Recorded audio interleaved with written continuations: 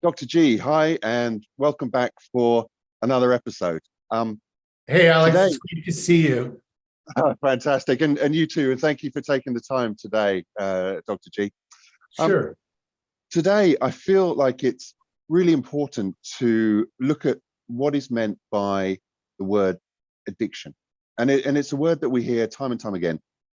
Addiction, addict, and sometimes they have these really negative connotations, and there's a real negative stigma that can be attached to it. But I know that lots of our viewers are looking for, really searching for answers. Okay, so sometimes answers to questions that they don't even know what questions they're asking.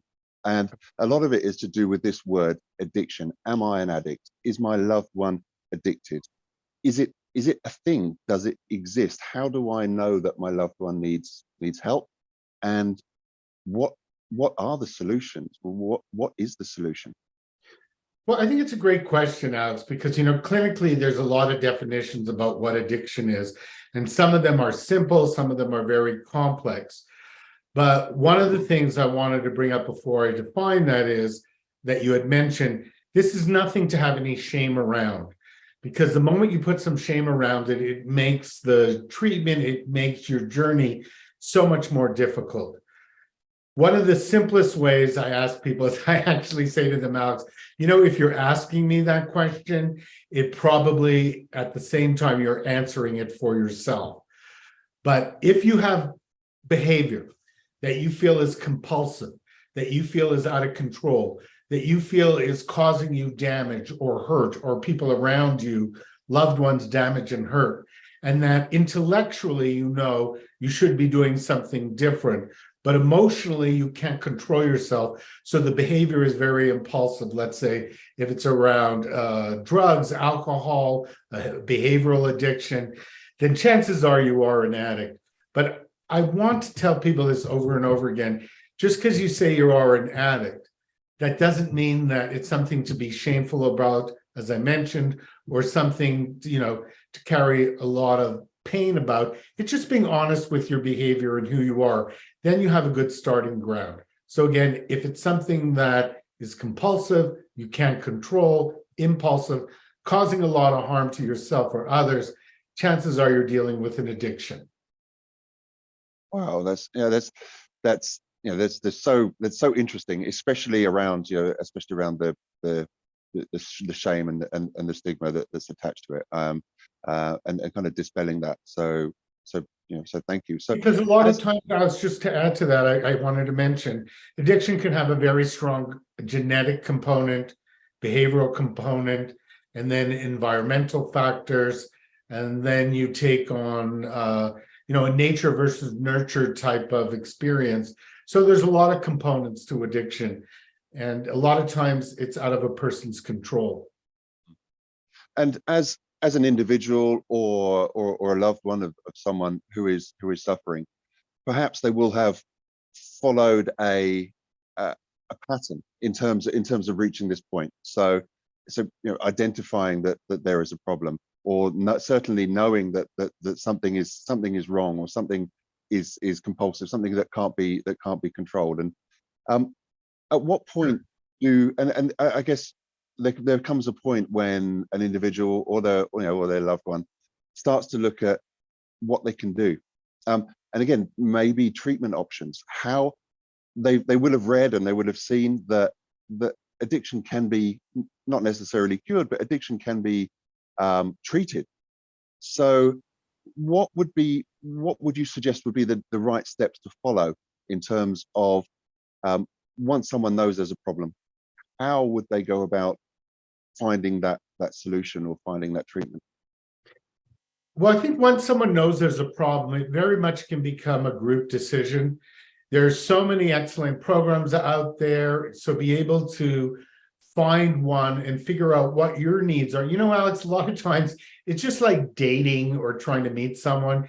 You may go on several dates, getting to know them, getting to figure out who they are, what the connection is, what fits for you, what they have to offer.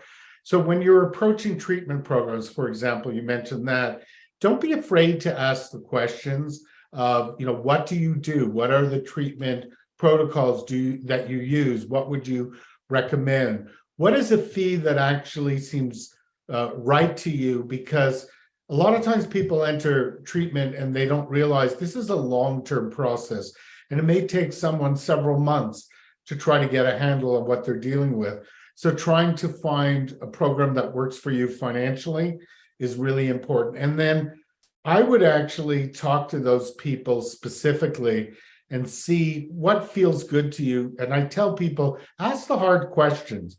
I know with Daranaut, for instance, our program that we run, it's an in-home treatment program that's concierge type. My feeling about it is we created a program that's very much tailored to someone's needs. And it's most effective a lot of times in real time. What I mean by that is going into someone's home, going into their lives, going to a hotel, and actually figuring out with a team of experts what is the program that will fit them the best. So we try to approach it by getting to know the person and then building the program around them. That's one way. And there are other places maybe that might do that too, but sometimes a person could benefit from ours. Sometimes they need to be in a facility. But to start that journey and ask those questions is so important. And I think what I really love about you, Dr. G, and your program and Daranaut Health is that what really strikes me is that it's rather than just put that in the UK, in England, we call it an elastoplast, but I know in the US, a Band-Aid, a Band-Aid. An elastoplast is a very it's quite a ridiculous word when you say it out loud like that. So rather than it is called eggplant on this side of the pod, not aubergine, but we won't go there. Aubergine. Rather than placing that Band-Aid over a situation that tends to happen at maybe some of the more well-known treatment facilities, residential treatment facilities. I think my understanding of Daranaut is that it's about creating a new vision, creating a new life from those foundations of recovery, and that's what I really love. That's what I'm drawn to. And I think the phrase that I think we've used it before, it's living life according to an individual's highest values, whatever those values may be. And I think especially for me, lots of times I think people are get lost along the way in that melee of addiction and lose sight of what's important to them. I've created this, what I call the GLUS method, and really what it is after years of experience doing this work is creating a program around someone that will fit their individual needs, but at the same time having very specific standards. But I have a philosophy that is fundamental to Daranaut and fundamental to the GLUS method, that there is the person and then there's the addiction. And I like to separate the two and then eventually bring them back together. So when a person is in addiction, they're really in their illness and they sort of lost that connection with who they are, their purpose, their being. And you got to remember, a lot of times people get into addiction or use drugs or alcohol to actually feel better. It becomes their best friend. So there's a divorce that has to happen in that separation. So we treat the addiction and we treat the person. And once we get control over the addiction, let's say with a detox, with a proper medication, if that is needed, then we start looking at the person. Who is this human being? What's their passion? How can we help them recreate their lives? How can we help them get connected to who they are and feel better about who they are without the use of any kind of addictive substance or behavior? That's a long-term process. That takes a while because you've got to kind of start from scratch. And it's a very anxiety-provoking experience, but helping people learn to tolerate that anxiety and live with it as they recreate a new sense of themselves.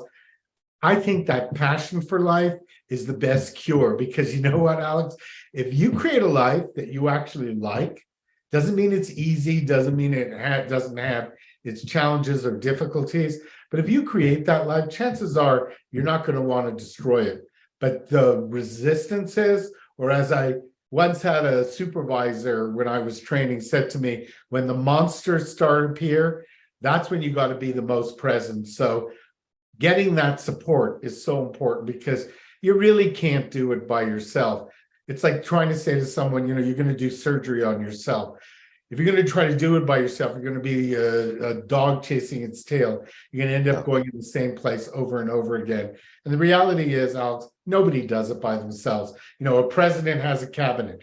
Everybody has a set of support. So that, again, when someone's looking for a rehab center, it's so important to find the support that you need. And, a good therapist, a good trainer, a good coach is someone that has the skills, but also you've got to feel comfortable with them. You've got to feel like you can show them all your dirty laundry. They won't be judgmental, but they're going to be able to enter that world with you and create, that journey with you, and will stand there with you no matter what. That's what's going to give people the courage and the fortitude to do what they have to do, which is a very difficult journey, but an extremely rewarding journey. Wow. Well, Dr. G, Yes. everything you said, it's every episode is great to dig deeper and have these insights for you. And if what you say and how you if what you say resonates with someone or resonates with the viewer, how can they get in touch with you? How can they get in touch with Darren and Dr. G? Oh, sure. One of the easiest ways is it's darrenotthealth.com. We're also available on Worlds Best Rehab. You can find out all our information on that. And I do want to add, when you said about rehabs, Alex, you have a tremendous amount of great facilities available on your website. People can also go to your website, World Best Rehab, and look around and see what connects to them. And there's so much great information, and see what resonates with them. And then start that journey of checking in with people and seeing who they are, and not being afraid to contact them. Wonderful. Great. Well, Dr. G, I know that we have lots to discuss in lots of other episodes, and I'm really looking forward to digging deeper into all of this. So thank you. I just want to add one. I really appreciate it, Alex, and I appreciate you having me on. But people have to realize, if you've taken that first step and you recognize that you have an addiction, and you've taken that step to find treatment, that is a very courageous move. And remember, most people don't make that move, and most people suffer tremendously with addiction. So allow it to be a life-affirming process rather than a process of shame. Wonderful. Wonderful. Dr. Thanks G, so much for having me on, Alex. thank you so much. Thank you.